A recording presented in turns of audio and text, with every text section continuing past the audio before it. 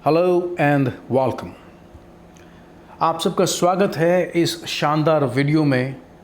यहाँ पर मैं आपको बताने वाला हूँ वो आसान तरीका, वो शानदार प्लान जिसको एग्जीक्यूट करके आप लैंग्वेज ऑफ इंग्लिश को मास्टर कर सकते हैं।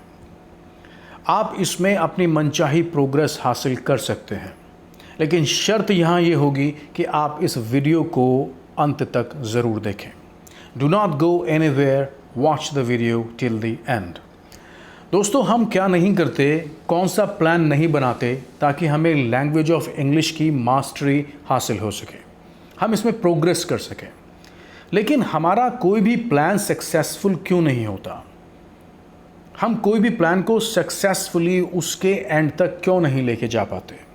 इसके ऊपर मैंने रिसर्च की। रिसर्च के बाद में बहुत सारी चीज़ों को मैंने एग्जीक्यूट किया और मैंने उन सारी बेकार की चीज़ों को एलिमिनेट कर दिया और तैयार किया आपके लिए एक ऐसा प्लान जिसको आप इम्प्लीमेंट अगर करते हैं तो आप 1000% इंग्लिश लैंग्वेज को मास्टर कर चुके होंगे।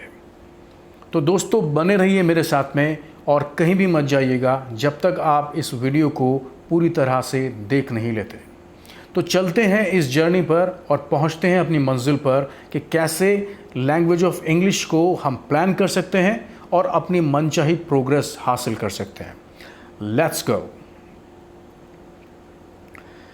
दोस्तों, सबसे पहला फॉर्मूला जो मैं आपसे शेयर करता हूं वो है रस, RUS। रस का यहाँ सीधा सा मतलब है रीड। दोस्तों, किसी भी बात को रीडिंग करने के फ़ायदे होते क्या हैं ये आपको मालूम तो है, लेकिन मैं एक बार इसको फिर से आपको बताने का प्रयास करता हूँ। जब हम किसी चीज़ को रीड करते हैं तो वो हमारे मेंटल स्क्रीन पर छप जाती है और हम उसको कभी भी भूल नहीं पाते। ये एक इतनी बेहतरीन बात साबित होती है कि जब भी आप किसी चीज़ की रीडिंग करते हैं और वो आपके मेंटल स्क्रीन पर छप जाती है तो आप उसको भूल नहीं पाते हैं। जब भी आप किसी से बात करते हैं तो वर्ड आपकी खिदमत में हाजिर होते हैं, आप कभी भी भूलते नहीं हैं। तो जो शब्द होते हैं, वोकैबुलरी होती है, वो आप कभी भी भूल नहीं पाते हैं। इससे शानदार बात मेरे नज़र में हो नहीं सकती है। किसी भी स्पीकर के लिए, कोई भी लैंग्वेज क्यों ना बोलता हो, उसके लिए ये सबसे ज़रूरी बात है कि वो रीडिंग से हासिल किए गए अपने शब्दकोश को शानदार तरीके से यूज़ करता है। दूसरा जो यहाँ पर पॉइंट मैंने लिया है RUS फॉर्मूले में, रस फॉर्मूले में, इस फॉर्मूले के अंदर यूज़ का बहुत इंपॉर्टेंस है। आपने जो रीड किया वो आपके मेंटल स्क्रीन पर वहाँ पर छप गया।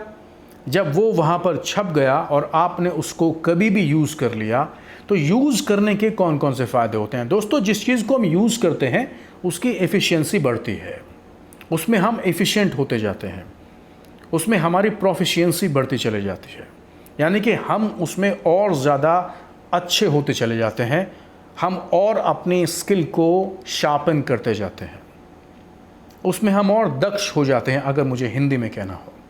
तो जब हम दक्ष हो जाते हैं, उसमें और बेहतरीन हो जाते हैं, तो उन चीज़ों को यूज़ क्यों ना करें हम दोस्तों, यूज़ करिए। जो भी आप पढ़ते हैं शानदार तरीके से पढ़िए, बेमिसाल तरीके से पढ़िए और उसको बेमिसाल तरीके से यूज़ भी करिए। तीसरा जो इसका पॉइंट है वो है स्पीक। दोस्तों, हमारी किताबों के अंदर कहा गया है, वैज्ञानिक लोग हमेशा कहते हैं कि जिस किसी चीज़ को हम एक बार बोल लेते हैं वो इस ब्रह्मांड में कहीं ना कहीं ज़िंदा रहता है, हमारे आसपास ही कहीं ना कहीं वो इधर उधर विचरण करता रहता है, इधर उधर वो ट्रैवल करता है, नेविगेट करता है। तो दोस्तों, जिन चीज़ों को हमने रीड किया और उनको यूज़ किया, उनको हमने अगर बोल भी लिया बार बार, कई बार, तो वो इस ब्रह्मांड में हमारे आसपास ही रहते हैं। जब भी हमें उनकी ज़रूरत होती है वो हमारे पास में एकदम चले आते हैं। इसको कुछ ऐसा ही कहते हैं कि कोई व्यक्ति इतनी अच्छे वर्ड की, वोकैबुलरी की इतनी बड़ी संख्या अपने पास में रखता है कि आप उसको एक वर्ड पूछिए वो आपको 10 वर्ड बताता है, क्योंकि ब्रह्मांड में उसने बोल बोल कर, यूज़ करके, पढ़ कर उन सारे शब्दों को फैला दिया है और वो जब चाहता है ब्रह्मांड से उन चीज़ों को अपने पास में हासिल कर लेता है, बुला लेता है। तो ये बिल्कुल वैसा ही है कि आपके टंग पर कोई चीज़, कोई वर्ड ऐसे रहता है कि बस आपने उसको अभी बोला, आप भूलते नहीं हैं। आपकी भूलने की जो आदत है वो बिल्कुल ख़त्म हो जाती है। तो सबसे पहले आप रस फॉर्मूले को यूज़ करें, रीड, यूज़, स्पीक। इसके बाद में आप कौन सी चीज़ को यूज़ करेंगे। दुनिया का सबसे अच्छा जो एक प्रोफेशन माना गया है वो माना गया है कि हम कम काम करें लेकिन बेहतरीन तरीके से करें। Less is more. दुनिया का सबसे अच्छा ऑक्यूपेशन वो ऑक्यूपेशन होता है कि हम किसी चीज़ को कम करें लेकिन मन से करें, कंसिस्टेंट हों उस काम के अंदर। कंसिस्टेंट का मतलब है कि हम कभी भी उस काम के अंदर कोताही ना बरतें, उस काम को ढीले ना करें। आज कर लिया, कल नहीं किया, फिर एक दिन छोड़ दिया, फिर कर लिया, जी नहीं, ये कंसिस्टेंट नहीं हुआ। दोस्तों, लेस इज़ मोर बहुत ही पावरफुल फॉर्मूला है। रोज़ जब आप थोड़ा थोड़ा काम करते हैं तो आप उसकी हैबिट को डेवलप करते हैं, आप कंसिस्टेंट हो जाते हैं। और किसी भी दुनिया में किसी भी शख्स की, किसी भी इंसान की जो सक्सेस है वो कंसिस्टेंट होने पर ही आधारित होती है। अगर आप किसी से पूछेंगे जो सक्सेसफुल है तो वो बताएगा that I was consistent. So be consistent. आप कंसिस्टेंट रहें, कभी भी कम या ज़्यादा नहीं, एक स्तर को बनाए रखें और आप उसको लगातार करें। बिल्कुल वो कछुए की कहानी आपने सुनी होगी, वो लगातार चलता रहा, उसने दौड़ने की कोशिश एकदम नहीं की, वो लगातार चलता रहा और उसने खरगोश को हरा दिया। कंसिस्टेंट रहें, पढ़ें हर दिन, कोई भी दिन पढ़ने से ना चूकें। जैसे आपको भूख लगती है ऐसे ही आप पढ़ने की भी भूख को बनाए रखें। बी हंग्री दूसरा पॉइंट है दोस्तों। कंसिस्टेंट होंगे तो आपकी जो हंगर है वो बनी रहेगी। हमेशा कुछ ना कुछ तलाश करते रहें, कुछ ना कुछ आप तलाश करते रहेंगे तो आपका जो मेंटल बैंक है उसमें आप डिपॉजिट करते रहेंगे। अगर आपने अपने मेंटल बैंक में डिपॉजिट करते रहे तो आपका जो वहाँ पर डिपॉजिट होता रहेगा, जो आपका वहाँ पे कैपिटल होगा, जो माइंड कैपिटल है, इंफॉर्मेशन कैपिटल है, वो हमेशा बढ़ता रहेगा। बैंक से निकाल तो हम तब सकते हैं जब हम वहाँ पर कुछ जमा भी करते रहें। जब हम डिपॉजिट करना बंद कर देंगे तो हम विड्रॉ कहाँ से करेंगे दोस्तों। इसलिए इन दो बातों को आप बहुत ज़्यादा महत्व दें, consistent and hungry. Be consistent, be hungry, और याद रखें लेस इज़ मोर। थोड़ा करें लेकिन हमेशा काम करते रहें, कभी चूके नहीं काम करने से। आइए अगले पॉइंट की तरफ चलते हैं दोस्तों। एनरिचमेंट बहुत ज़रूरी है। जब आप सीख रहे होते हैं, आप सीखने की अवस्था में होते हैं, या ये कहें कि आप एक एम्ब्रियो एज में होते हैं, अभी आप अपने आप को डेवलप कर रहे हैं, आप अभी एक ऐसी कंडीशन में हैं कि आपको अपने आप को एनरिच करना है, तो कौन कौन सी चीज़ों को अपने अंदर डेवलप करके आप एनरिचमेंट को बेहतरीन कर सकते हैं। नंबर 1 पॉइंट है वोकैबुलरी। दोस्तों, लैंग्वेज ऑफ इंग्लिश का एनरिचमेंट वोकैबुलरी के साथ में कनेक्टेड है और ये बहुत ही क्लोजली कनेक्टेड है। वोकैबुलरी हमको एक ऐसा अस्त्र देती है, एक ऐसा शस्त्र है हमारे पास कि अगर आपकी वोकैबुलरी बहुत शानदार है तो आप फ्लुएंसी की तरफ जाने में बहुत दूर नहीं है। फ्लुएंसी जो आपका एक अंतिम पायदान आप मानते हैं, आप चाहते हैं आप फ्लुएंट हो जाएं, आप बहुत फर्राटेदार बोलें। अगर आप फर्राटेदार बोलना चाहते हैं तो आप यकीन करिए वो फर्राटेदार इंग्लिश बोलना, फ्लुएंट इंग्लिश बोलना वोकैबुलरी पर बहुत ज़्यादा हिंज करती है, डिपेंड करती है। दोस्तों, हमारे जो शब्दावली होती है वो हमें ज़िंदा रखती है। आपने बहुत सारे लोगों को देखा होगा, 20 शब्दों में से वो 15 शब्द अगर इंग्लिश के बोलते हैं तो आप उनको पढ़ा लिखा समझते हैं। एक इम्प्रेशन आप क्रिएट करते हैं। अपनी वोकैबुलरी को स्ट्रॉन्ग करिए, उसको बहुत ही इनरिच करिए, उसको लगातार होन करते रहिए, शार्पन करते रहिए। Vocabulary has to be wonderful. Vocabulary आप समझ लीजिए कि आपके पास में एक बहुत बड़ा हथियार है। नंबर 2 चीज़ मैं आपको बताऊंगा, पार्ट्स ऑफ स्पीच आप करिए। आपको बहुत ज़्यादा चीज़ करने की ज़रूरत नहीं है। पिछली स्लाइड में लेस इज़ मोर का फॉर्मूला यहाँ भी अप्लाई होता है। आपने वोकैबुलरी को स्ट्रॉन्ग किया और तब आप पहुँचते हैं पार्ट्स ऑफ स्पीच की तरफ। दोस्तों, इंग्लिश लैंग्वेज में पार्ट्स ऑफ स्पीच की जो संख्या है वो 8 है, 8। आपने नाम भी उनका सुना होगा, noun, pronoun, adjective, adverb, verb, conjunction, preposition, interjection. ये जो पार्ट्स ऑफ स्पीच हैं इनमें आपको सारी पार्ट्स ऑफ स्पीच करने की ज़रूरत नहीं होगी, लेकिन जब आप पार्ट्स ऑफ स्पीच को समझते ही नहीं हैं, एक बार आपको पढ़ना होगा। मैं आपको बताऊंगा कैसे पढ़ना है। आपको कोई भी चिंता कहीं नहीं करने की ज़रूरत है, क्योंकि मैं आपको एक एक पॉइंट के बारे में यहाँ पर ट्रेनिंग दूंगा। आपको पार्ट्स ऑफ स्पीच को मास्टर कर लेना है। एक बार वर्ड को देखते ही आपके जहन में ये एकदम से रिंग करने लगे कि ये वर्ड इस पार्ट ऑफ स्पीच से रिलेट करता है। अगर आपने कहा कि बॉटल, और बॉटल को आपने सुनते ही आपने कहा ये नाउन है और वर्ब भी है, तो आपने पार्ट ऑफ स्पीच को बहुत अच्छे से समझ लिया है। सो पार्ट्स ऑफ स्पीच को आप किसी वीडियो में ज़रूर देखेंगे मैं आपके लिए उसको भी लेकर आऊँगा। आगे चलते हैं। Use English words if not sentences. दोस्तों, इंग्लिश के वर्ड्स का यूज़ करना कभी भी ना भूलें। Do not fail to use the words of English, क्योंकि अगर आप इंग्लिश के वर्ड्स का यूज़ करते हैं तो देखिए, कोई भी माहौल में आने के लिए, किसी भी चीज़ को सीखने के लिए उस चीज़ के एटमॉस्फेयर में आना होता है, उस एनवायरनमेंट को अपनाना पड़ता है। अगर आप कहेंगे कि मैं इंग्लिश सीखना चाहता हूं लेकिन मैं पूरे दिन हिंदी बोलूँगा, तो दोस्तों ऐसे तो नहीं चल सकता। आप इंग्लिश बोलें, चाहे आप ब्रोकन लैंग्वेज बोलें, आप 20 वर्ड्स में से 15 वर्ड्स या 10 वर्ड्स इंग्लिश के बोलें, लेकिन आप उसकी संख्या धीरे धीरे बढ़ाते रहें। Use English words if not sentences. जब तक आप सेंटेंस तक नहीं पहुंचते हैं तो ये आपकी रिस्पॉन्सिबिलिटी है, या आपकी मॉरल रिस्पॉन्सिबिलिटी है कि आप इंग्लिश वर्ड्स पर कमांड हासिल करते रहें, ताकि आपकी जो वोकैबुलरी है, आपका पार्ट्स ऑफ स्पीच है, वो क्लैरिटी में आता चला जाए। दोस्तों, ये चीज़ें बहुत ज़रूरी हैं, इसलिए मैं आपको इनको स्ट्रेस और एम्फसाइज करके लगातार बताने की कोशिश कर रहा हूँ। आइए चलते हैं आगे की स्लाइड की तरफ। Apply the method. जो मैथड मैं आपके लिए लेकर आया हूँ, ये मैथड बहुत शानदार है, टेस्टेड है, ट्राइड है। मैं ये दावा करता हूँ कि इस मैथड के ज़रिए आप बहुत जल्दी से मास्टर करेंगे लैंग्वेज ऑफ इंग्लिश को। शानदार स्पीकर बनने वाले हैं आप। अप्लाई करिए वैन मेथड को। अब क्या है ये VAN method? Verb, adjective, noun. आपको 3 पार्ट्स ऑफ स्पीच को मास्टर करना है, वर्ब, एडजेक्टिव, नाउन। अब वर्ब, एडजेक्टिव, नाउन को जब आप कर लेंगे तो करने के बाद में आपको रियलाइज़ होगा कि आपने एक बहुत बड़ी उपलब्धि हासिल कर ली है, आपने बहुत बड़ा अचीवमेंट हासिल कर लिया है। यह आपके लिए एक मॉन्यूमेंटल अचीवमेंट होगा। मॉन्यूमेंटल अचीवमेंट का सीधा सा मतलब है बहुत बड़ी आपके लिए एक ये अचीवमेंट साबित होगा।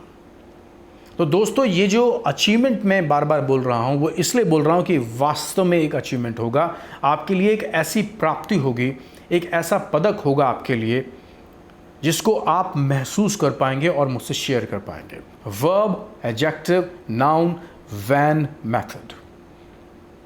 तो दोस्तों, वैन मेथड को अप्लाई करते हुए सबसे पहले मैं आपको कुछ ऐसे पावरफुल वर्ब दे रहा हूं जिनको आप यूज़ करने के लिए बहुत देर मत करें, इनको कल से ही यूज़ करना शुरू कर दें। पहला जो वर्ड मैं आपको दे रहा हूं, आर्म ट्विस्ट। दोस्तों, बहुत ही शक्तिशाली शब्द है ये।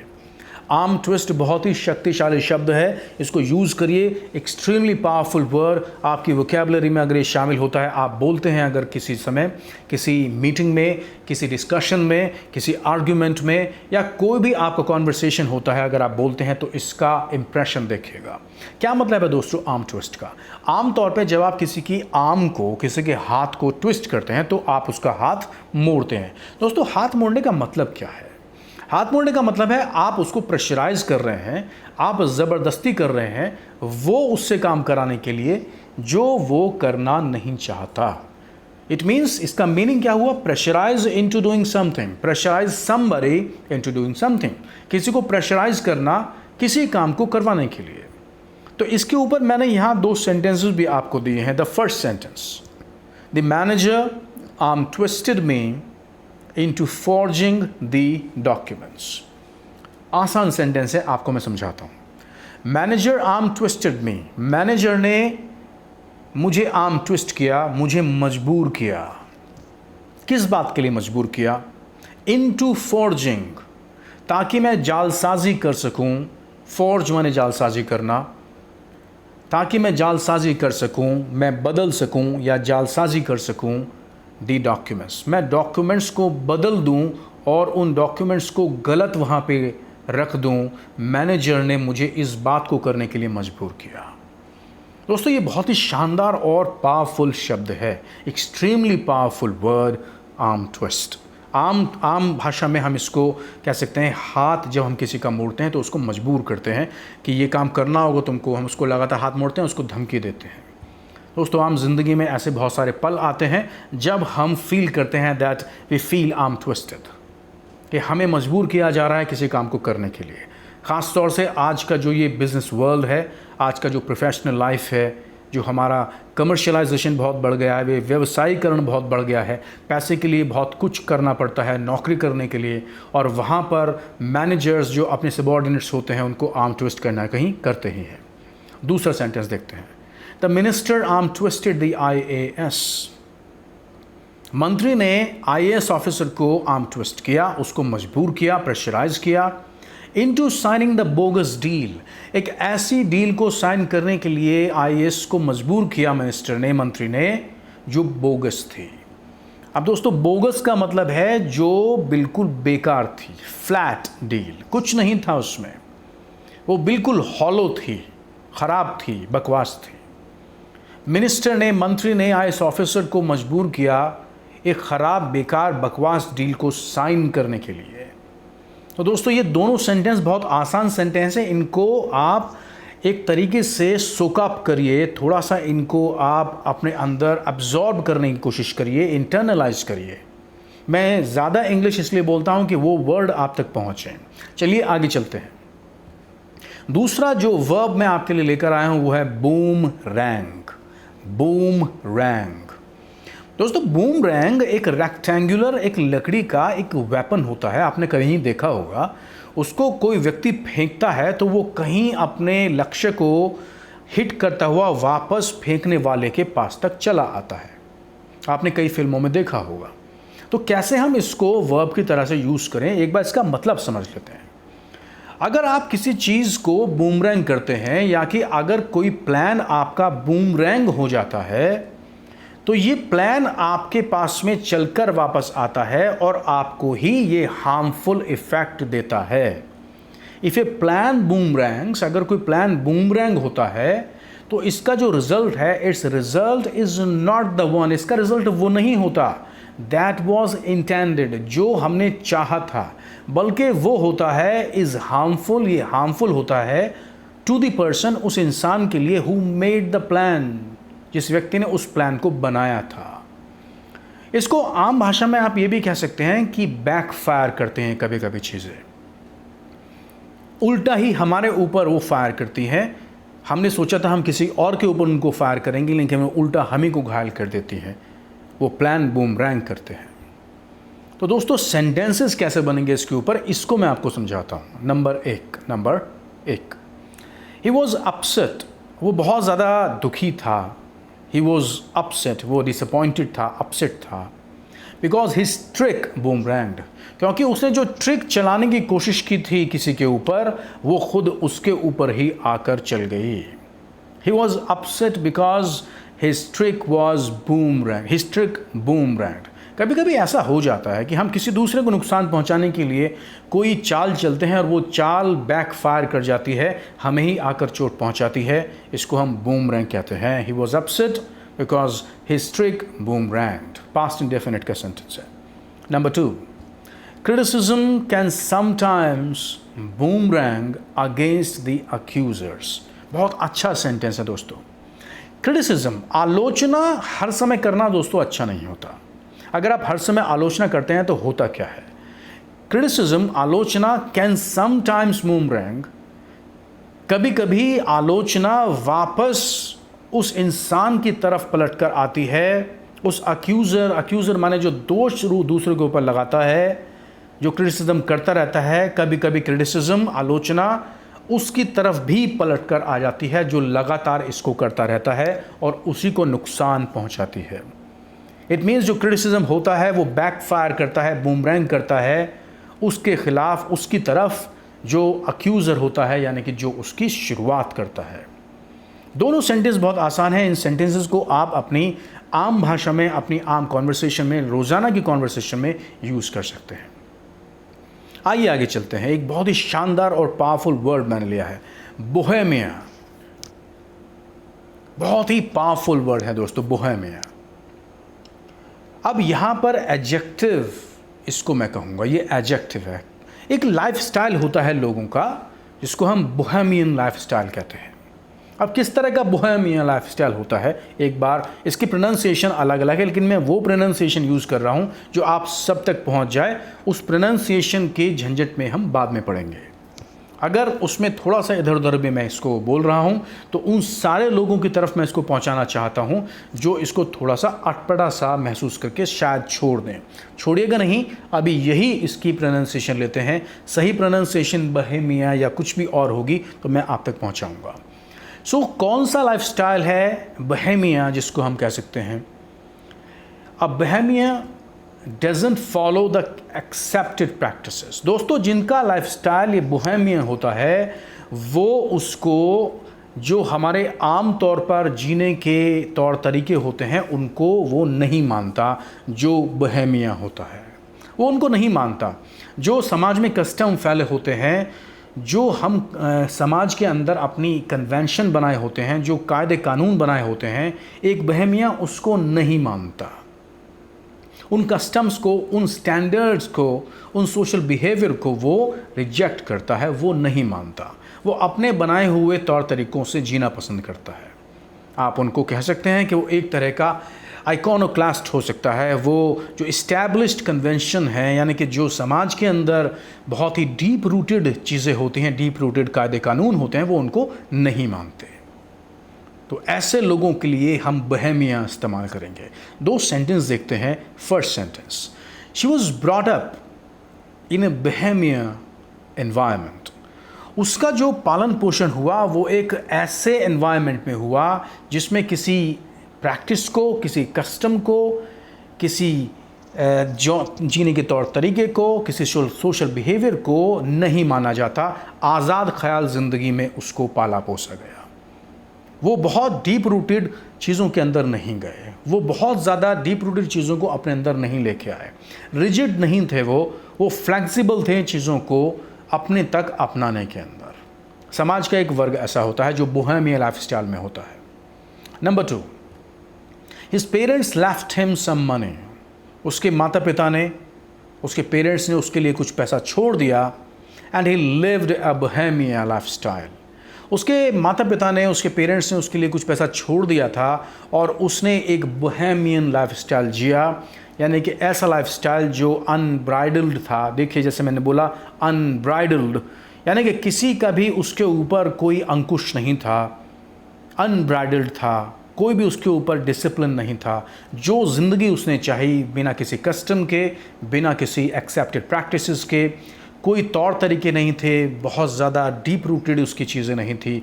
जीने का अंदाज़ बिल्कुल ख़याल था, बिल्कुल आज़ाद था। ऐसा उसने अपनी ज़िंदगी को जिया। His parents left him money, some money, and he lived a bohemia lifestyle. Right? So very important and powerful words. Blend, दोस्तों ये BLEND नहीं है, उससे आप बचकर रहें। यह है BLAND। थोड़ा सा प्रोनाउंसिएशन कभी ब्लैंड भी होता है, लेकिन इसको हमें ब्लैंड कहेंगे। इसको ब्लैंड नहीं है पूरा, ब्लैंड, थोड़ा सा ऐसा हम करके इसको बोलेंगे। एडजेक्टिव है। मीनिंग इसका एक बार समझ लेते हैं। Lacking taste. ये खाने की चीज़ों से भी रिलेट कर सकता है, उसके फ्लेवर से भी, जो उसमें महक आती है, अरोमा आता है, उससे भी हो सकता है। ये आपकी पहनने की पोशाक से भी ये रिलेट कर सकता है। ये आपके बिहेवियर से भी रिलेट कर सकता है। ये आपके जीने के तौर तरीक़ों से भी रिलेट कर सकता है। ये डल आपका जो जीने का तौर तरीका है, अनएक्साइटिंग बिहेवियर, उससे भी रिलेट कर सकता है। इंटरेस्ट नहीं है, बहुत ही इंसिपिड, वर्ड बोल रहा हूँ दोस्तों दोबारा, इंसिपिड, जिसमें बहुत ही ताजगी नहीं है, उसमें कोई नयापन नहीं है, नॉवेल्टी नहीं है, एनर्जी नहीं है उसके अंदर। ऐसी सारी चीज़ों के लिए इस वर्ड का यूज़ हो सकता है। तो देखिए इसका विस्तार कितना है इस वर्ड का। ऐसे ही शक्तिशाली शब्दों को हमको याद रखना है दोस्तों, इनको ज़रूर आप अपने तक लेकर आइए। तो ब्लैंड वो सारी चीज़ें होंगी। पहला सेंटेंस देखते हैं। The bland salad. आपने सैलड लिया, सैलड मंगाया, और वो जो सैलड था वो ब्लैंड था। ना दिखने में अच्छा था, ना टेस्ट में अच्छा था, ना फ्लेवर में अच्छा था, डल था, अनएक्साइटिंग था, कोई इंटरेस्ट नहीं लग रहा था उसको देखने के बाद में। The bland salad will taste better. जो बिल्कुल बेकार सा दिखने वाला, जिसमें कोई अरोमा, एनर्जी, इंटरेस्ट, टेस्ट ही नहीं है जिस सैलड के अंदर, वो अच्छा हो सकता है, बेटर हो सकता है, उसका स्वाद अच्छा हो सकता है if you add salt and paper two it.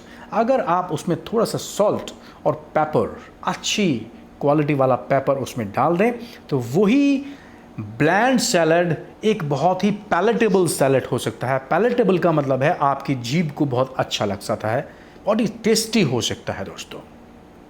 तो देखिए, ब्लैंड सैलड हो सकता है। आप किसी रेस्टोरेंट में गए, आपके सामने सैलड आया और आपने बस देखते क्या खाऊंगा मैं इसको, उसका अपीयरेंस ही अच्छा नहीं है, फ्लेवर ही अच्छा नहीं है, डल है, एक्साइटिंग है, कोई इंटरेस्ट ही नहीं है मुझे खाने में। मैंने जैसे ही देखा, बस मैंने देखा है तो इंसिपिड है, कोई टेस्ट नहीं है इसके अंदर। सेंटेंस नंबर 2 एक बार देखते हैं। When I looked at the bland paint colors available, मैंने सोचा अपने घर को मैं पेंट करा लेता हूँ, वाइट वॉश करा लेता हूँ। मार्केट में गया और मार्केट में जब मैंने देखा वहाँ पे ब्लैंड पेंट कलर्स, कोई फ्लेवर उनमें नहीं था। देखिए, कभी कभी किन्हीं रंगों को देखकर आपका मन करता है कि उन रंगों को देखते जाएं, अच्छा महसूस करते हैं, आप प्लेजेंट महसूस करते हैं, फ्रेश महसूस करते हैं। रंगों का बहुत महत्व है हमारी ज़िंदगी के अंदर। लेकिन जब आपने वो रंग देखा, अनएक्साइटिंग था, डल था, इंसिपिड था, बहुत ज़्यादा स्टेल कलर थे, बासी कलर लग रहे थे दोस्तों, एनर्जी नहीं थी, बिल्कुल इंटरेस्ट नहीं था मेरा। जब मैंने उन कलर्स को मैंने मार्केट में देखा, I looked at the bland paint colours available, I decided, मैंने फैसला कर लिया to go to another store, कि मैं दूसरे स्टोर में जाता हूँ, to find some more vibrant options, ताकि मैं कुछ और वाइब्रेंट, ताजगी से भरे हुए कुछ और कलर्स वहाँ पे देखूं और उन कलर्स को देखकर मेरा मन एकदम नाच उठे और मैं उन कलर्स में से कुछ कलर चुन लूं और अपने घर को पेंट कराऊं। तो ब्लैंड को मैंने दोस्तों कैसे यूज़ किया, इन 2 सेंटेंसेस के ज़रिए। इस बात को आप दोबारा देख सकते हैं, एक बार अपने मन में इनको सीट करिए, अपने मन में इनको कहीं ना कहीं बैठाइए। अब एक और वर्ड लेके चलते हैं, बहुत पावरफुल वर्ड है दोस्तों, एक्सट्रीमली पावरफुल।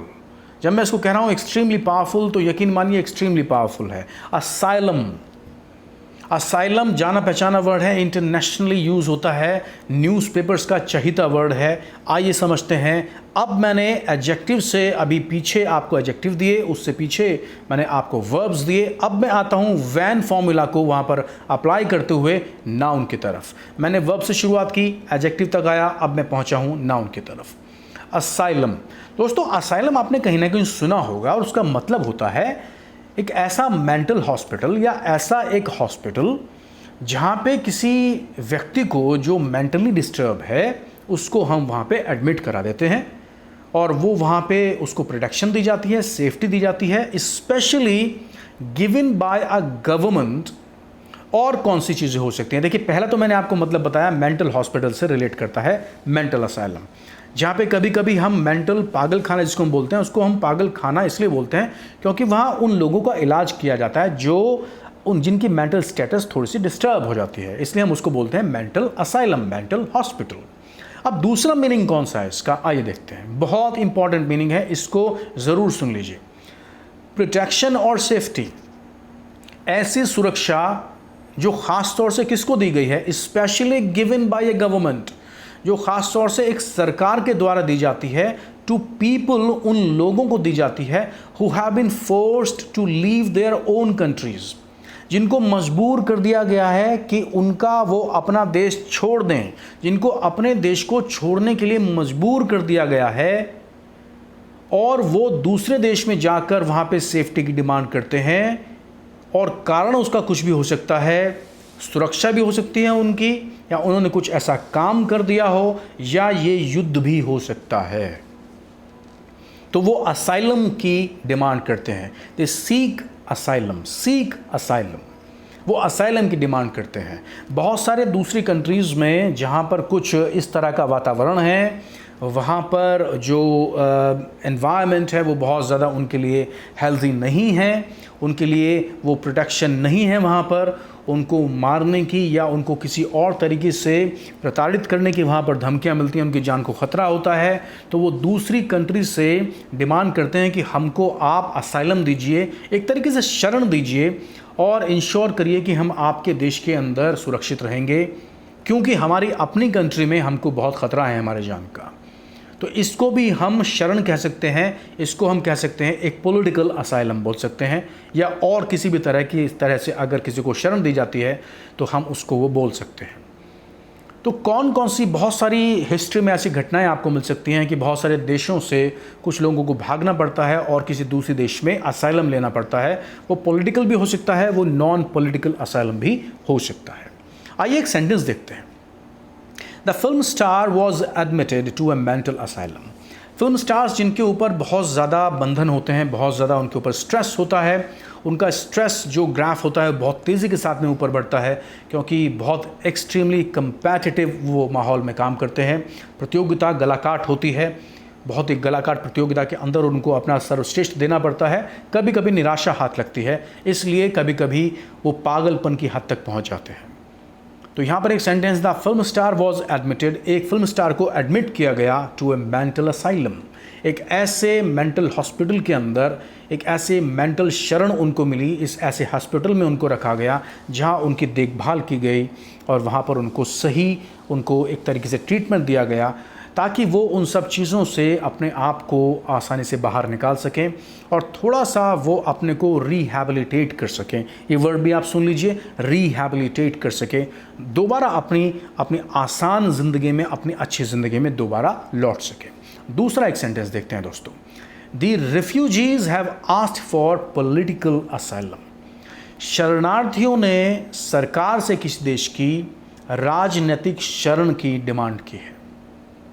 बहुत सारी जगह से भारत ने बहुत सारे लोगों को एक तरीके से पॉलिटिकल असाइलम दिया है। अफ़गानिस्तान से दिया है, म्यांमार से दिया है, बहुत सारे देशों से भारत ने उनको अपने यहाँ पर शरण दी है, एक पॉलिटिकल असाइलम उनको यहाँ पर दिया है।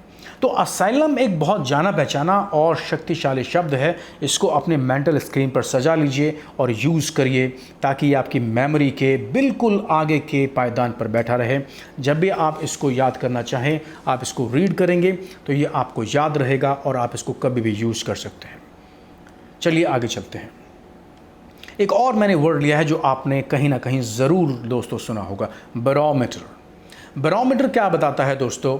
एक इंस्ट्रूमेंट है जो ये बताता है कि हवा कैसी चल रही है, हवा के अंदर नमी है या नहीं है, या हवा अपना रुख कैसे चेंज करेगी, ये कैसे अपना मिजाज चेंज कर सकती है, अपना जो इसका व्यवहार है, तेज़ बह सकती है, हल्के बह सकती है, तूफ़ान बन सकती है, या इसका अपना जो बिहेवियर है हवा का वो कैसा होगा, एयर प्रेशर रहेगा तो रहेगा कैसा। अब दोस्तों इस वर्ड को दो तरीके से यूज़ करते हैं। एक तो बिल्कुल इसी मैनर के अंदर जिसके लिए इसको बनाया गया है, बैरोमीटर, यानी कि किसी चीज़ को मेजर करता है, और मेजर किसको करता है? एयर प्रेशर को। तो पहला जो सेंटेंस बनाया है वो मैंने इसी को बेस करके बनाया है। नंबर एक सेंटेंस को देखते हैं। Number 1, we can not continue to produce barometers that are environmental hazards.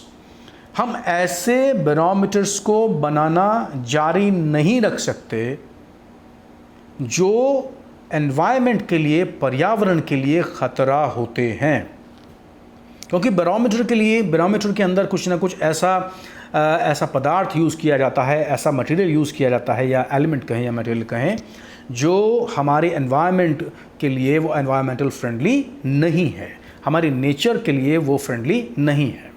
इसलिए हमने कहा we can not continue to produce barometers. हम ऐसे बैरोमीटर्स को प्रोड्यूस नहीं कर सकते, जारी नहीं रख सकते उनको बनाना, जो एनवायरनमेंट के लिए बहुत ही नुकसानदायक हो सकते हैं।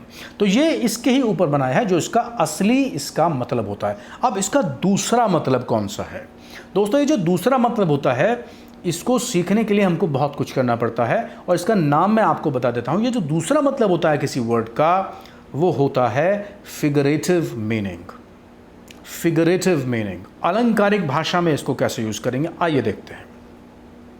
द इलेक्शंस ऑफन प्रूव, जो चुनाव होते हैं वो अक्सर इस बात को प्रूव करते हैं, इस बात को सिद्ध करते हैं, वो इस बात को सिद्ध करते हैं, क्या सिद्ध करते हैं? टू बी अ बैरोमीटर, कि वो एक तरीके से बैरोमीटर है, यानी कि कुछ वो मेजर करने वाले हैं, बताने वाले हैं, of the mood of the whole country, यानी कि जैसे बैरोमीटर एयर प्रेशर के बारे में बताते हैं, इसलिए चुनाव भी एक तरह के बैरोमीटर होते हैं।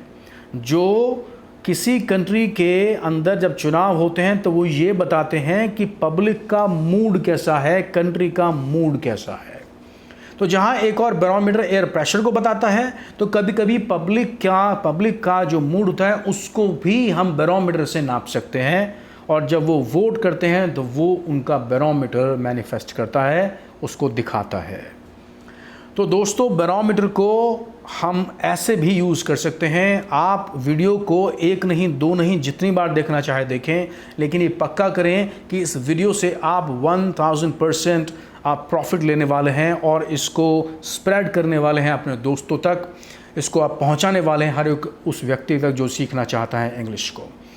मेरा आपसे ये निवेदन है, मेरा आपसे ये वादा भी है कि मैं आपको बहुत ही कंपैटिटिव और इनोवेटिव और प्रोडक्टिव वीडियो दूंगा, इन्फॉर्मेटिव वीडियो दूंगा। आप सीखना जारी रखें, मैं बनाना जारी रखूँगा। तो दोस्तों, YouTube के ऊपर आपको ये वीडियो बहुत जल्दी मिलने वाला है। आप इसको वहाँ पर शेयर करें, इसको ज़रूर देखें, लाइक करें, शेयर करें, और दोस्तों सब्सक्राइब करना बिल्कुल ना भूलें। आपका बहुत बहुत शुक्रिया। इसी के साथ में मैं आपसे इजाज़त लेता हूँ। Keep watching, keep practising and keep applying all formulas that I have shared through this video. Thank you so much. God bless you.